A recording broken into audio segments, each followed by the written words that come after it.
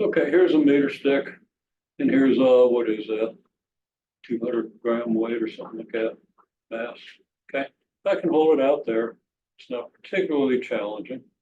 But if I want to flip it up in the air, whoops. I was looking at the screen. That's my excuse. It's not a lack of coordination. It's a lack of focus. So if I look at it, okay, it's easy to catch.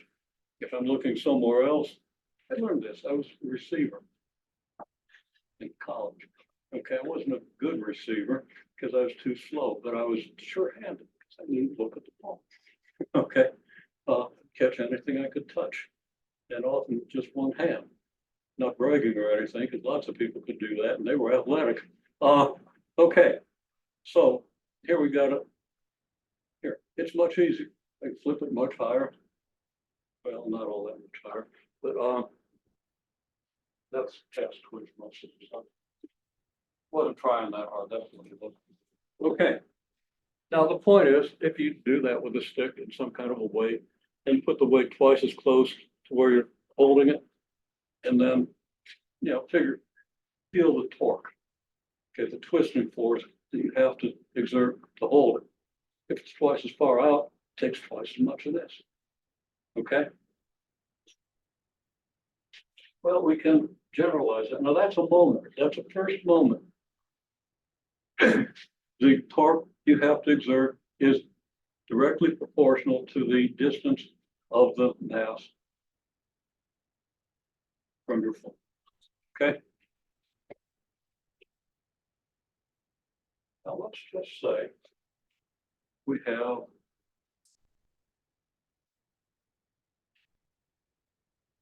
do this 2 dimensions to start with.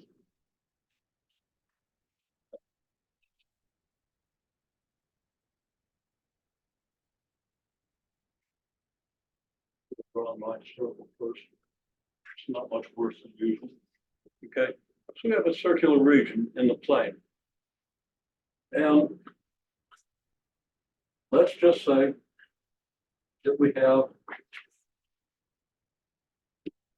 an axis right here.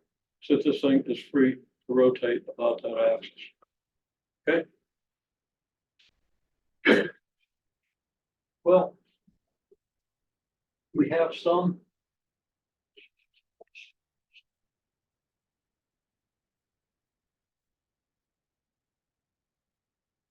this in XY coordinates.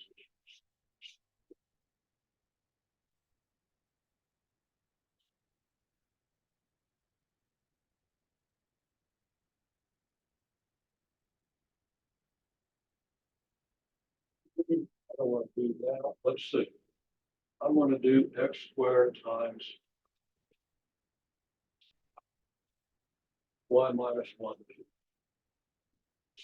Okay. And let's just do x squared times y minus 1. We might end up with an expand that or something. It's just easier to expand the square. No harder to expand the cube, just takes longer. Okay. And let's just say that the radius of this thing is 2. Okay. Now, if this is really the center, it's not drawn very well. It's really the center of a circular region. Then is it going to tend to rotate this way or this way?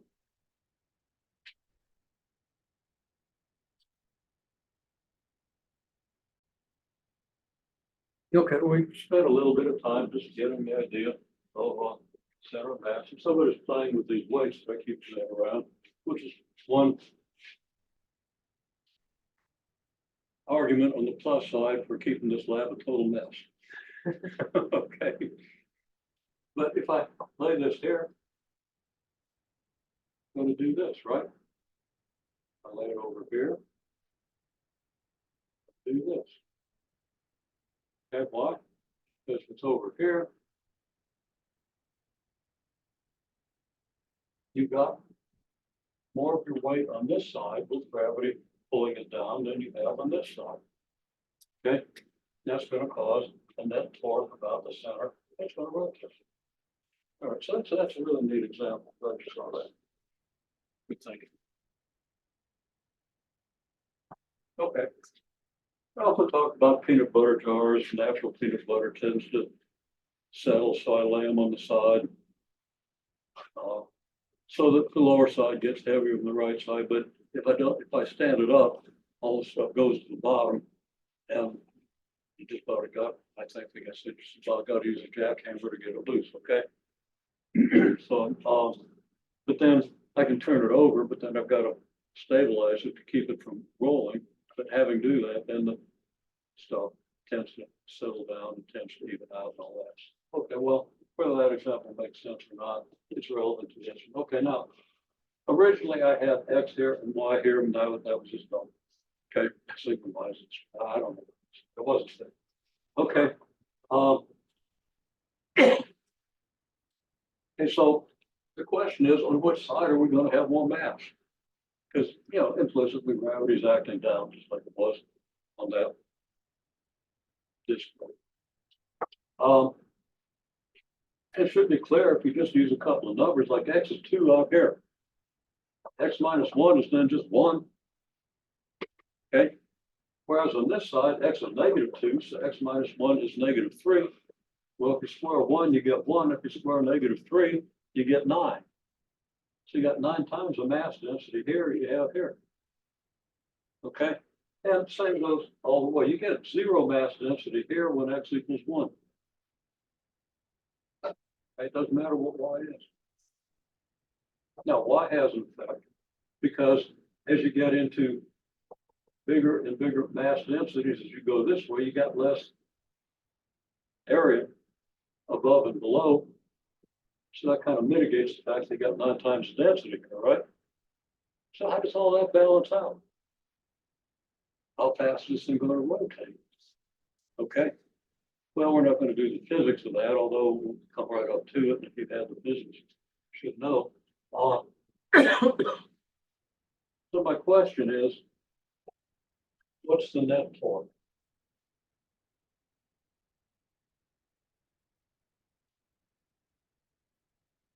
Well, to find the net torque, you partition, and you can expect on the test to have to partition something. Okay. Might not be something real tricky in the way I've actually got it. It's something that's not very tricky, but you have an alternative for, I say half credit, I give you a little more than half credit for something that's even simple. Okay. But not trivial. What do you do? I would think of partitioning, you can partition either axis, and you partition the x-axis from -2 to 2. And you may be right, okay. -2 less root of x less root of 2. You know that your x is going to go from -2 to 2, and that the limits on y are then going to depend on x. Right? And not all you have to do, you don't have to, you know, do the whole partition. You take any old interval here.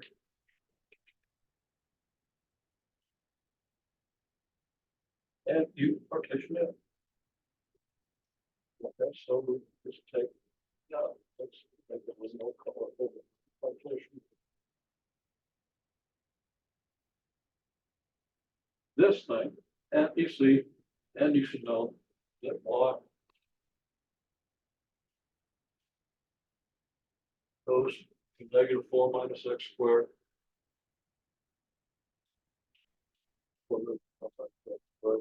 Square root of 4 minus x squared. You just make a triangle out of this. Here's your x star. And this is 2. So you got side x star, side 2. This side is going to be square root of 2 squared minus x. Right? Hopefully you understand that. If you've done the homework, you should totally understand that. Because I know you've seen circles.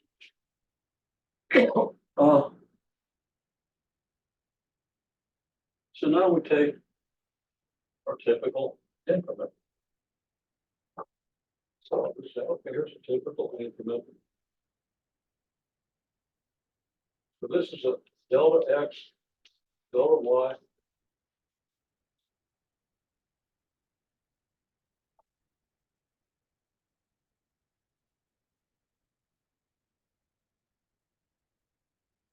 I'll just say an X star, Y star. I'm not even gonna put I's and J's on it at this point, but if you flesh out the partition, you want to be able to do that. Okay? And you've seen me do it in some examples. Okay, so we have this increment. My question then is, what's the torque? Well, you might not know all the physics involved, and I'm not going to test your knowledge of physics. If I put this problem on the test, I would say, well, your torque is going to just be X times the mass. Okay. So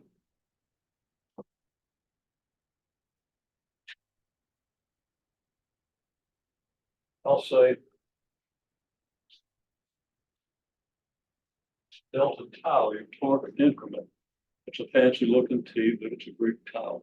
Okay. You look up how to draw it, right? Okay, but I think you're pretty close. I'm not in the tau construction hall of fame, but I can make a decent tau. All right, and I can make that more decent. Okay, so we've got a delta tau equals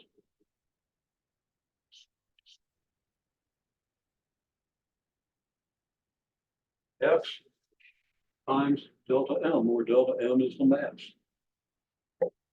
Okay, I'm not going to write that out. But it's X times delta M because gravity is pushing this thing down here at this distance from your vertical axis. Okay. And if that is intuitively not clear to you, that's okay. It's not physics class. On the other hand, you really should plot it. It's kind of important. And when you get into probability and statistics, when you get into any kind of mechanical engineering, it's really okay. And in other disciplines within engineering, can be important. This whole concept of moments, big deal. Okay. Anyhow, delta tau equals X times delta M. Well, we'll call it X star times delta M. We're talking about this increment, and we're using X star for the X's within our X. What's that? That's X star times sigma times delta A. Now, I haven't fleshed out sigma or delta A, but delta A is your area, which you multiply by your laminar mass density, okay, to get your mass. And then I can attempt to write this out. It's going to be tricky to get it into the form.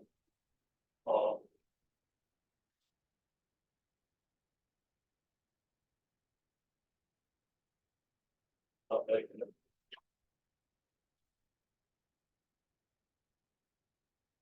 But, okay, it's kind of all there. It's just this expression for Y star and X star, right? So it's Y star squared and X star minus 1 squared. And then it's times your area, which is delta X, delta Y. Okay. So right there is the torque that's due to this. Okay. So now a miracle occurs.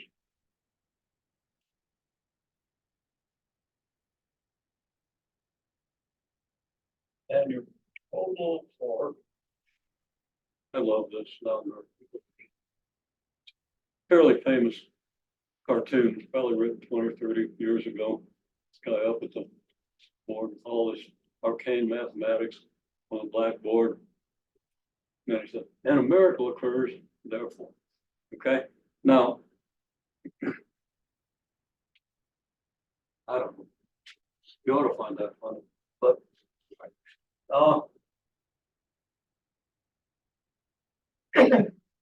sometimes it feels like this when you're watching this stuff being developed, okay? So tau is then going to be the interval, just a simple double interval. But nothing simple about double intervals until you get things out. Which takes practice.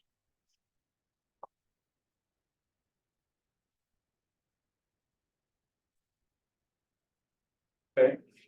We've described the region, so you know your interval is going to go from here to here and here to here. And you imagine your dang partition to make sure you got it right. Okay. You don't necessarily write it out in detail every time. You should have written it out a few times to the point where you can pretty much do it in your head and make sure everything's right. Okay. Anyhow, there it is. And then, you know, your stars are going to go away. And there's reasons for that. You ought to understand that as engineers, you're probably going to forget and just slop it down. That usually works. And that's what engineering really comes down to. Are you confident that it's going to work? Now, engineers might correct me on that. And I've been in classes with graduate engineers. Okay, we're doing some really high level math, very theoretical stuff. So there are engineers out, and they, you know, they were graduate students. I was an undergraduate student, and I kind of got blown away by that course. That's passed. There were 2 undergraduates, math majors in there, and we're both looking at each other.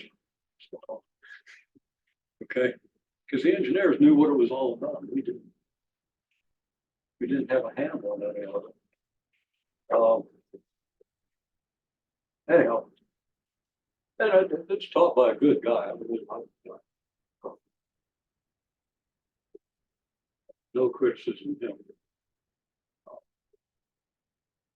Probably a course in math majors ought to be one. Anyhow, until they gets the differential equations. Partial differential equations. Okay, so we have this torque. All you gotta do is evaluate the integrals, not the full integrals. You're just gonna have what? X cubed minus 2x squared plus x quantity times y squared. You know, you're gonna get a y cubed over 2, 3, and you're gonna get this square root of 4 minus x squared. It's gonna become a 4 minus x squared with 3 halves. And then you have a negative of that. So you're gonna have a couple of them. And then you do a trig substitution. And things get interesting. But not all. Okay. So there it is. That's your torque. Now, if you want to find the center of mass of this thing, where would you balance this?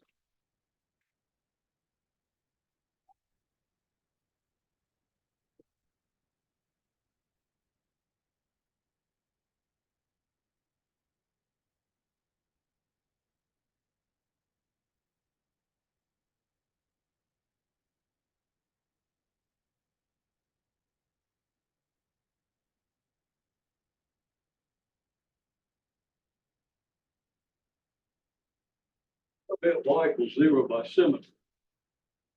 Well, wait a minute. It's going to be an x equals 0 by symmetry.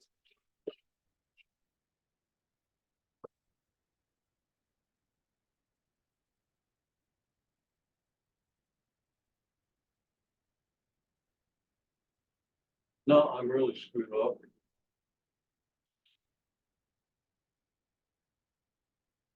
Not trying to so I'll just I make the mistake of kind of checking myself. And then sometimes y equals 0 by symmetry because it's y squared. Okay. Y squared is the same above as it is below. So it's on the x-axis. However, if you try to balance it here, you know, turn it over on its side and try to balance it at that, let it go flip over this one, right? Just like that stupid shower unit did when my wife handed it to me in Lowe's. Okay.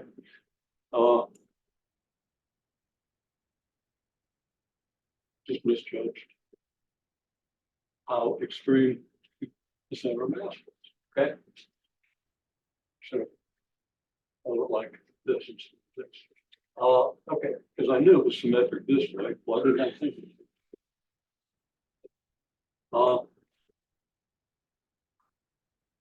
That's okay. The police wouldn't have had to come if I hadn't done that. Okay. Y equals 0 by symmetry.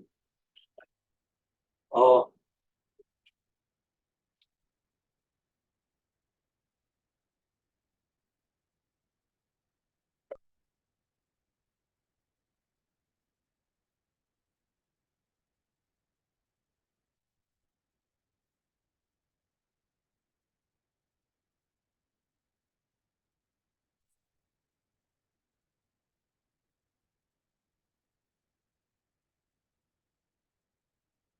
the x coordinate would be the point at which tau equals 0. And it turns out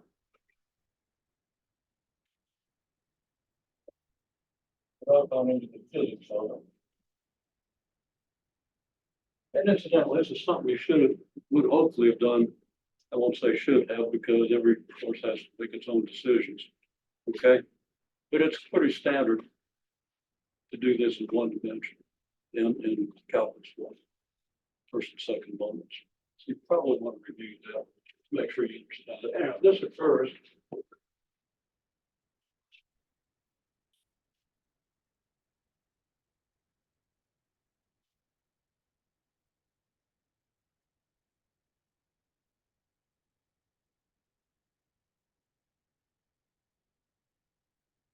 tau over m, where m is total mass. What's the total mass?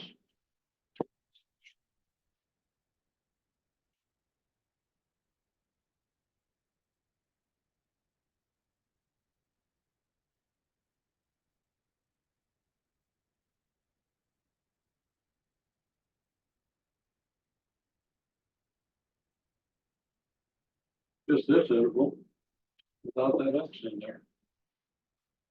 Remember where this x comes from? It came from the fact that your torque here is x star, the distance, horizontal distance of this increment from the y-axis. Okay, the axis about which things are going to rotate. Because remember, you got an axis. Okay, that's where the x comes from. Okay, so let's just kind of make sure we trace this x.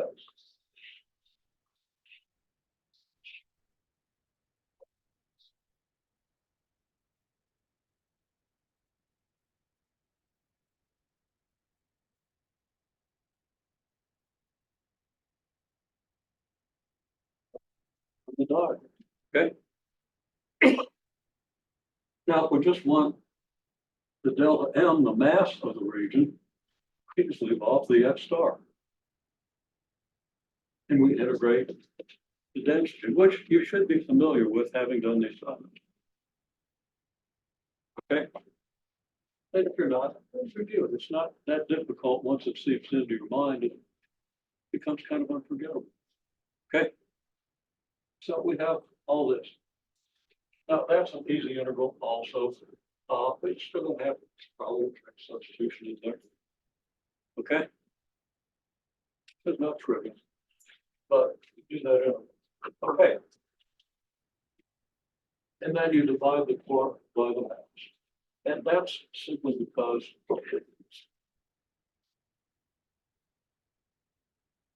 the torque equals, now I'm being a little bit funny because torque is actually weight times distance. So it's the force that's being exerted here by the distance. Watch me spill this thing from here to here, right? So if it's here, okay.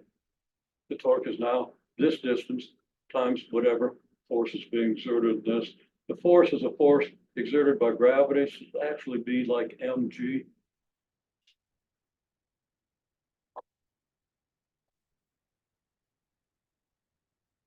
Sometimes waking up 2 hours early doesn't work to your advantage. Things still rocking. This thing keeps on. Well, not on this surface, no. Okay, well, this smooth surface, okay. You know, when I had that thing rocking there, I'm not sure you could even see it on the screen. If I rest for a second, we'll come back to this. Is that visible?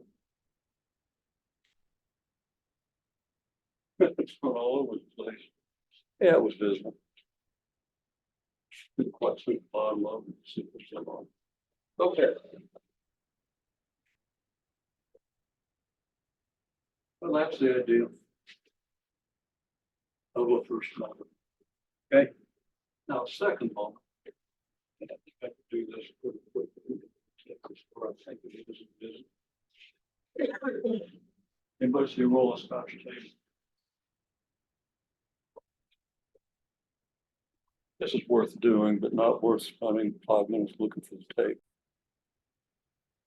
Okay, now to illustrate moment of inertia, I want to wiggle this thing back and forth. Okay, and then I want to compare that with what happens if I wiggle an identical weight, if I can find one, at half the distance. Okay, so I'm going to tape that on there and we're going to pass it around, let everybody wiggle the thing back and forth, and at least make what I'm going to tell you plausible. Okay, now, you know, just to show you. Okay, I'll kind of aim this at the camera and we'll wiggle this thing back and forth. Right? Wiggle it back and forth, okay? Okay. And then we'll take this one and do the same thing. Center mass is getting me again, trying to get away from me. Okay. So here, now I'm doing the same thing. I go way, way faster this way. If I try to go that fast, at that amplitude is how far back and forth I go. With this one, I just can't manage. And my wrist won't do it.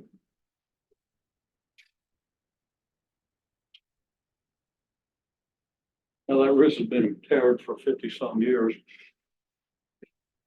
So that's a little bit of it. And this elbow is, yeah, it's funny, that's all. But you get the idea. Okay. Well, if you want to measure the difficulty of doing that, that comes down to the second moment.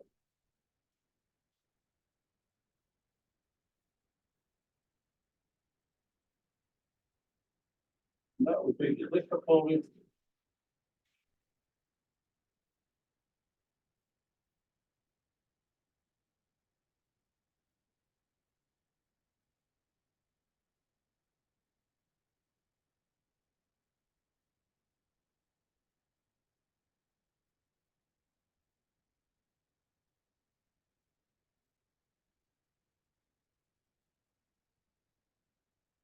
wiggling the weighted rod of given amplitude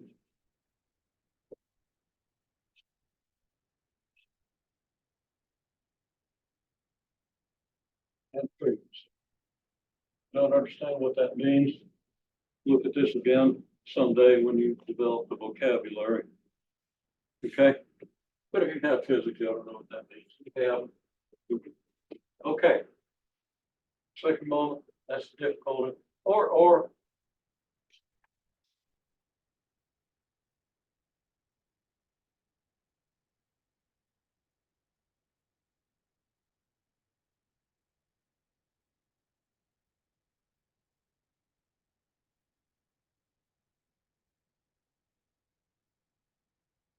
related to the torque required given acceleration. Torque equals moment of inertia times angular acceleration. Okay. I'll put this down. Torque equals moment of inertia times angular acceleration. Just another form of Newton's second law, but I'm going to read this one. Okay. So, second moment. You know what the second moment is? Well, first of all,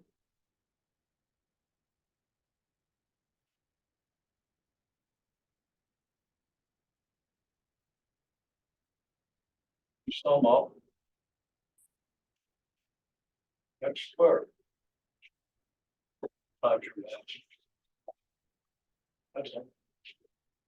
For every increment, you square x. Okay?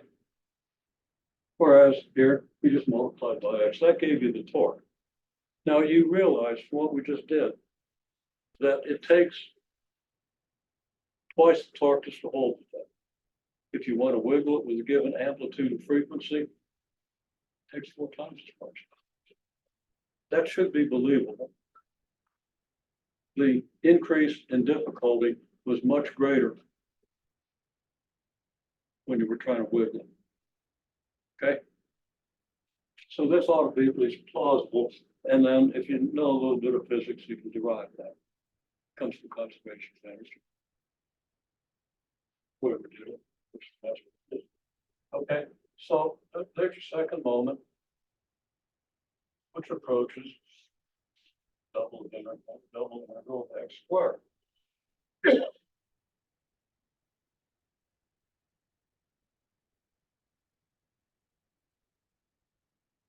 Sigma of x, y, dA, where dA is your area increment, and the integrals from -2 to 2, negative square root 4 minus x squared to the square root 4 minus x squared. And you probably can't read it, it's the same limits there and there. Okay. And that would be the integral from -2 to 2 of the integral from negative square root of 4 minus x squared square root of 4 minus x squared of x squared times y squared times x minus 1 squared y dx. And again, the only difference here is where over here it was x. And if we're just trying to find the center of mass, it's x to the 0. Okay. So the 0th moment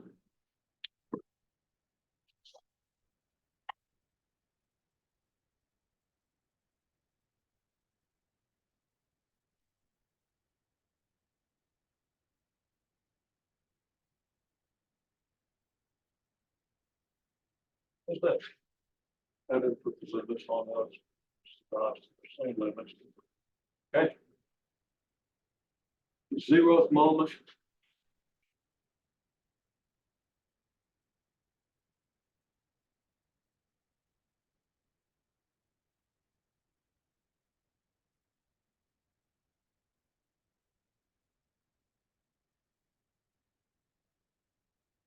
First moment, put up x sort of 1, x equal 1.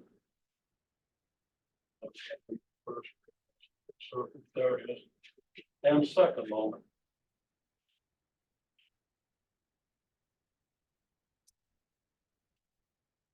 That makes sense.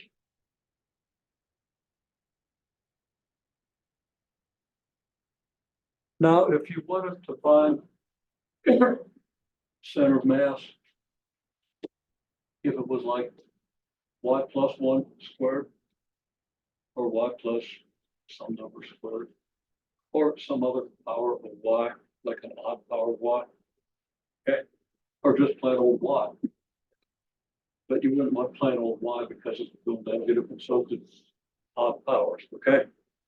At least, yeah. That wouldn't be a realistic, that wouldn't be a possible actual mass distribution, because you'd have to have negative mass, and there's no such thing unless you want to get around antimatter, and that's kind of dangerous. Instantaneous conversion of matter to energy, it blows you away. Before you know it. Okay, so just careful about antimatter, but you get the idea, right? Okay, so we would calculate the moment about the x-axis, which means we'd integrate like y times y squared times x minus 1. Okay, or y times whatever what is it? Your sigma. Okay, it'd be y star times sigma. We want delta tau about the x-axis, right? And then, all right, and you use a subscript X or Y for your tile. You've seen that. It's in your text. Right? Okay. And if you're in 3 dimensions, there's no problem. You just set up your interval in 3 dimensions. So now if this is a cylinder,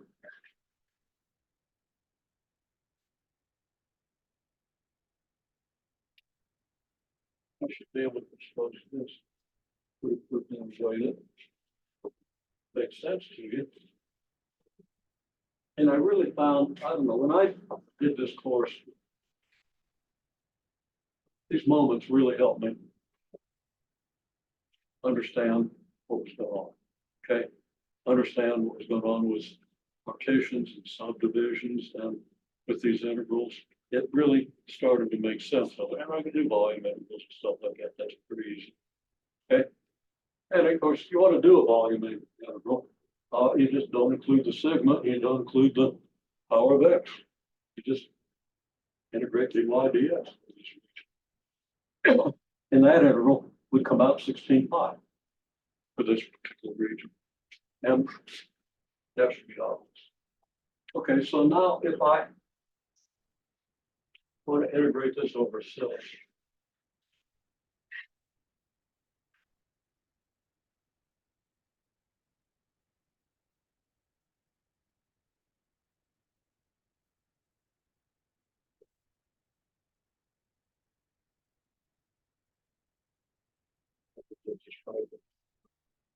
Oh, not too bad. There, okay, you got the cylinder. Let's use the same region here. Radius 2, and let the height be. F, that's 2, this is about 8.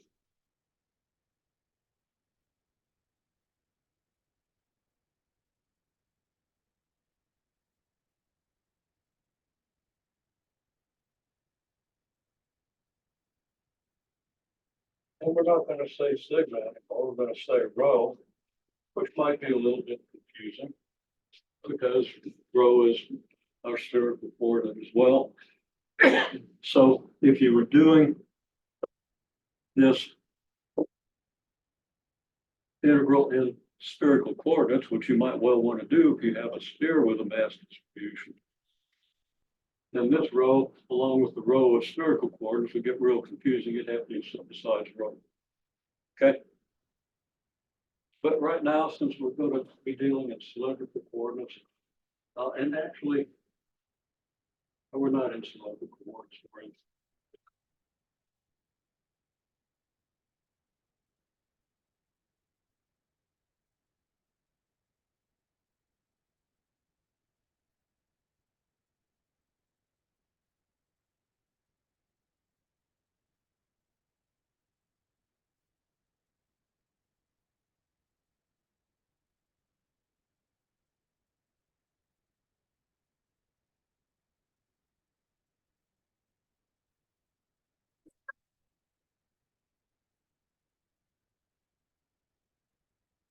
we can let rho be this, okay? Whatever.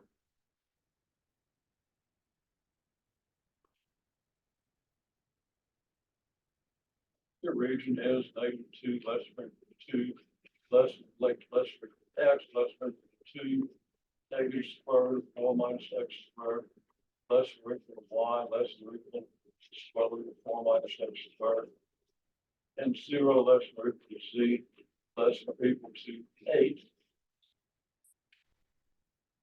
Okay. Our partition.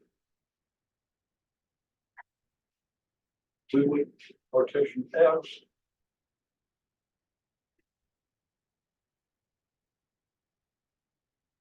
and for every x we would partition y.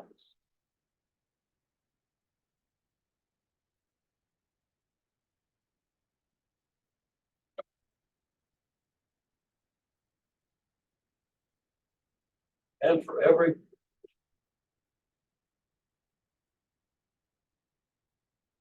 rectangle in our partition for y for that given x, we would then partition z.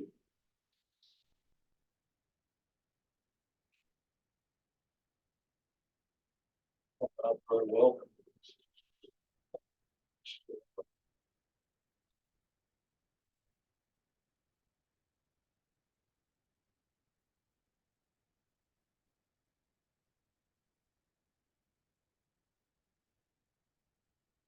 So your typical increment.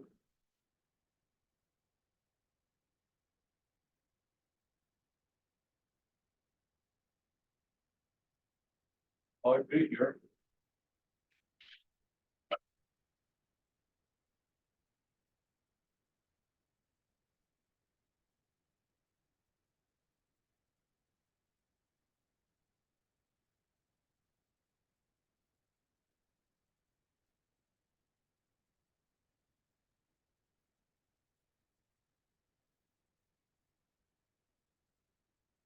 Be delta X, delta Y, delta Z. At the sample point, X star, Y star, Z star. Within that increment, obviously. Okay, then.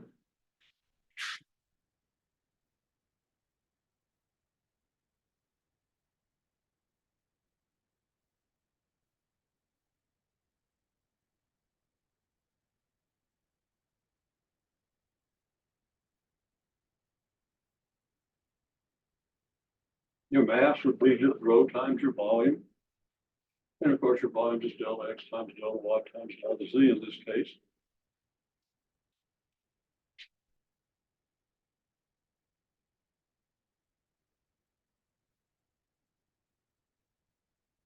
Your torque about the Y axis.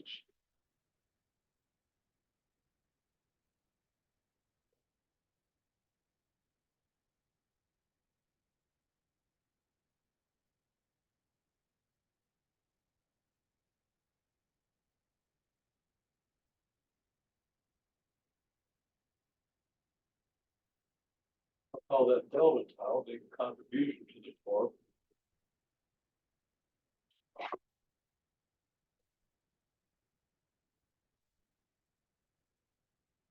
It's just X delta M and moment of inertia.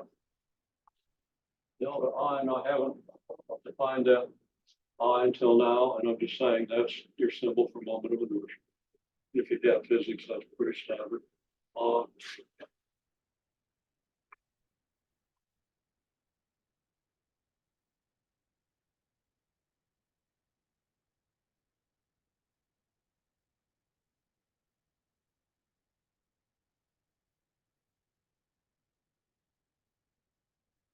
I kind of screwed up over there.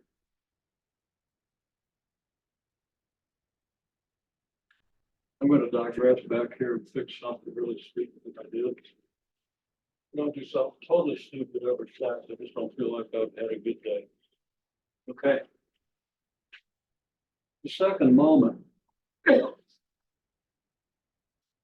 is about the origin.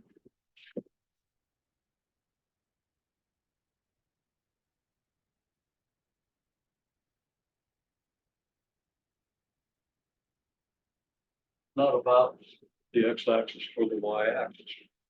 Okay. So when you do the second moment, when you did it in first year calculus, this was it. Okay. And with what we were doing here, that was kind of it too, but not really. And I won't elaborate on that. I'm just going to say,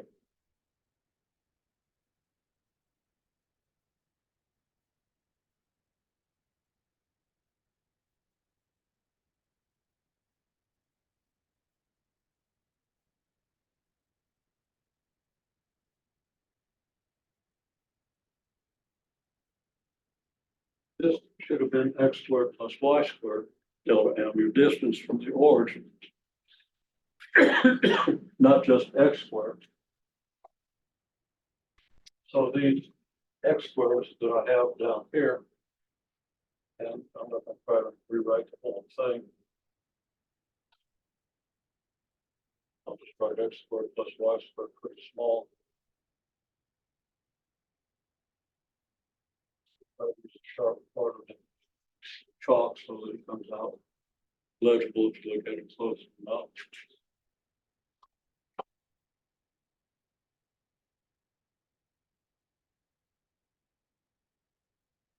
Okay, so that's been corrected, and I didn't think about it till I got over here, thinking, how far is it from the z-axis over here?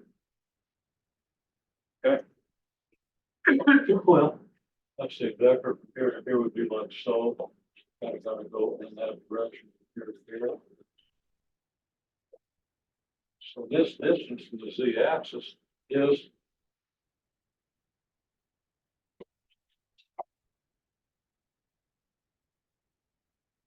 square root of x squared plus y squared.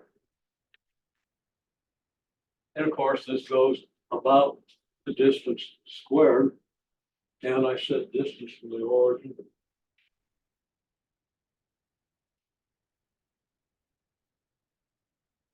Should have been distance from the origin squared. Then the square of this is then going to be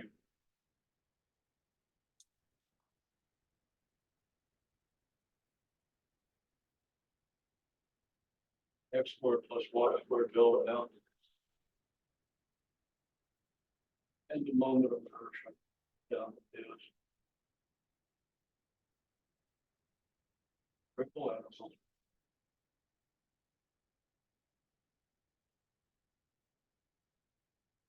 From 0 to 8, negative square root of 4 minus x squared.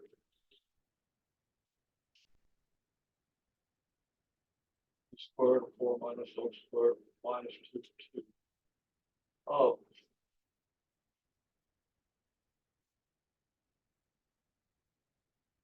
x squared plus y squared rho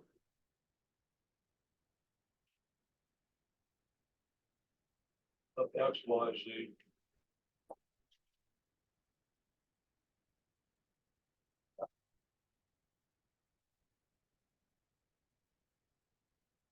dz dy dx. And you can fill in the details of rho. I haven't given you a function here, but whatever it is, that's where it goes. Okay. And conceptually, it's the same. It doesn't matter what rho is, as long as it's something not negative. Okay. Gives you the moment of inertia about the z-axis. Now, if you want the moment of inertia about the y-axis, what would change?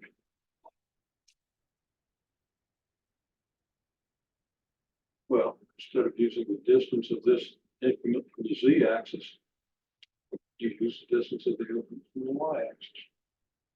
Okay. So that would be distance. Okay. Which would be the square root of x squared plus z squared. Yeah. And of course, you'd square that, so you'd have an x squared plus z squared here. You'd have the same limits on your integral because you have the same density and volume of your mass of your increment. The volume is going to be delta x, delta y, delta z, etc. Right? And you multiply that by your rho, which is going to be the same whether you're calculating the moment about the z-axis or the y-axis, the x-axis, or some arbitrary line in the plane. In which case you'd have to find the perpendicular distance from that line to this increment. I'm not going to ask you to do that on the test, but okay. I really wanted to challenge you.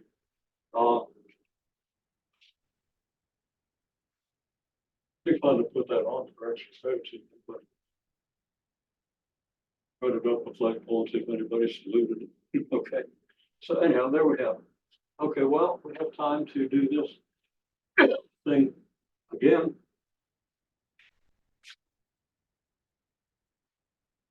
In cylindrical coordinates.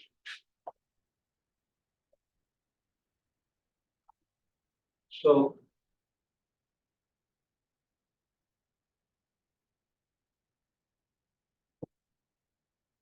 in cylindrical coordinates,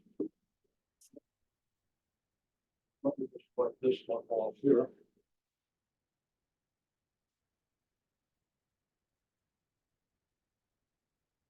Right over here. Um,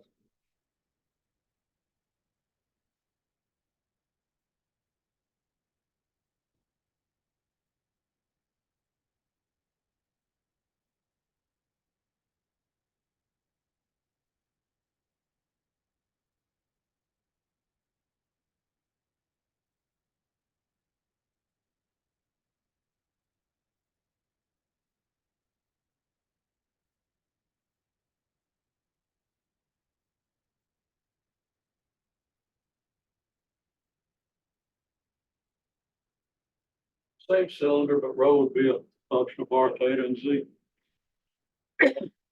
Where r is just x squared plus y squared.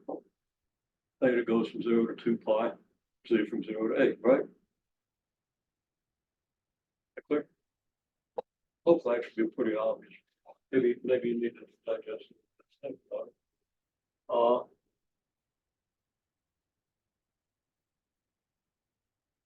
Your picture looks pretty much the same.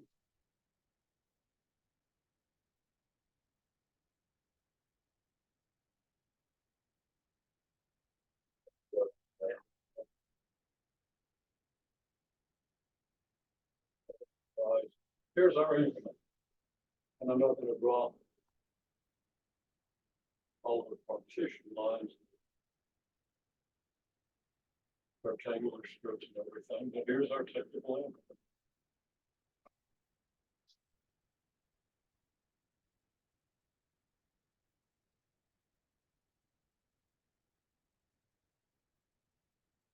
And we'll put that above.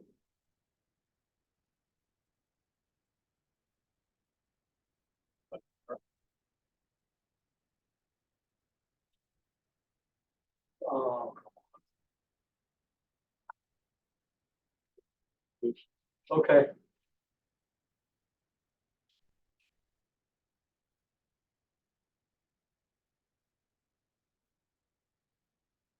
Except it's not a rectangular increment anymore, so that was. Okay.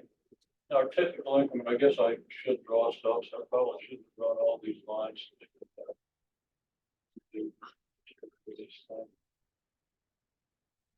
Running short on time, and I've got to read it 20 minutes. I can't really.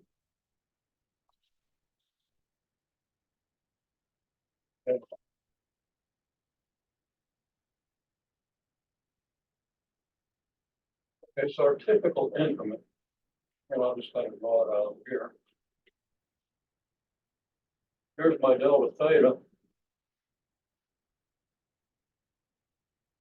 And that's the angle in here. And we have a delta R.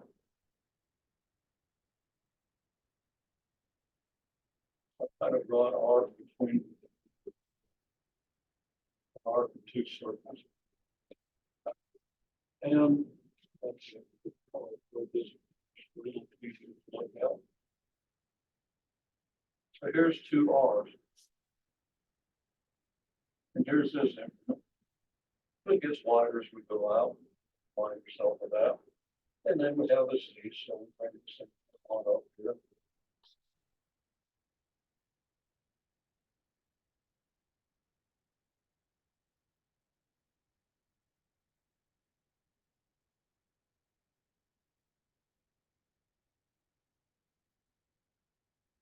Now here's our typical increment.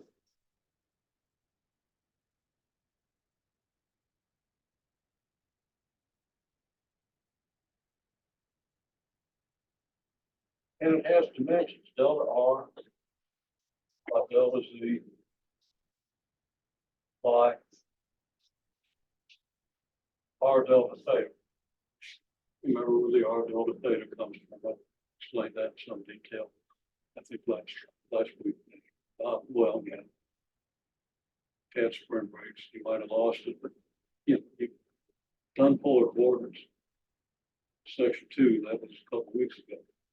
So you really have to understand that R delta theta. I've explained it in some detail.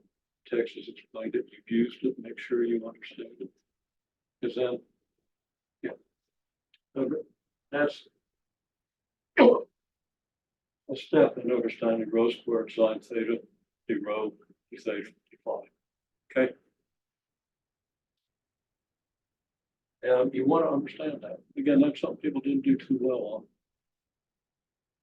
on. I mean, just the whole, okay, some people did quite well on it. Some people surprisingly didn't do well on it. Okay? And usually if you didn't do well on it, I'd expect you do well on that, and you do well on other things. So anyhow, you want to make sure you understand that. And you want to understand that increment.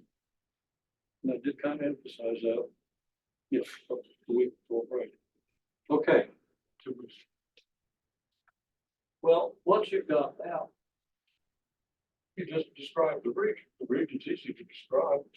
Region is 0 less than or equal to r less than or equal to 2. It's the same cylinders, its radius is 2. And theta is unrestricted. So you have the whole cylinders, theta goes all the way from 0 to 2 pi. And 0 less than or equal to z less than or equal to a. That's pretty easy, right? This is an easy interval. It's going to lead to an easy interval because none of your variables depend on any of the others. You know, with the limits of the variable. Okay, so mass, interval.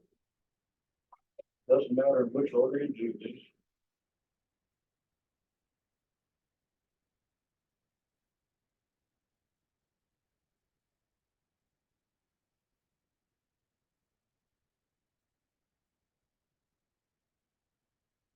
Kind of bunch it up, but it's r dr d theta dz because that's the volume of this increment. You really want to understand that. Okay. Your moment of inertia.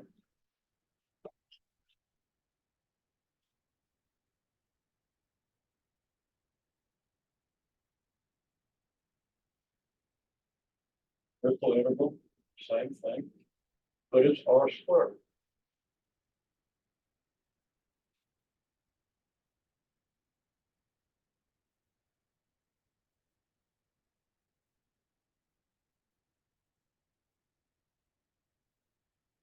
Same limits, so just put dots something.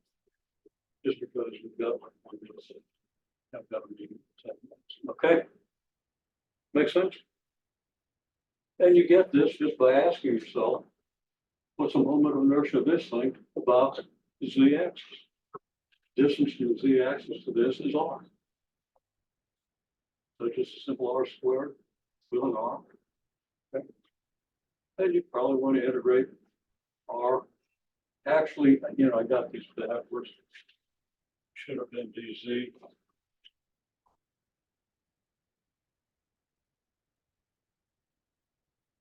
And this should have been dr.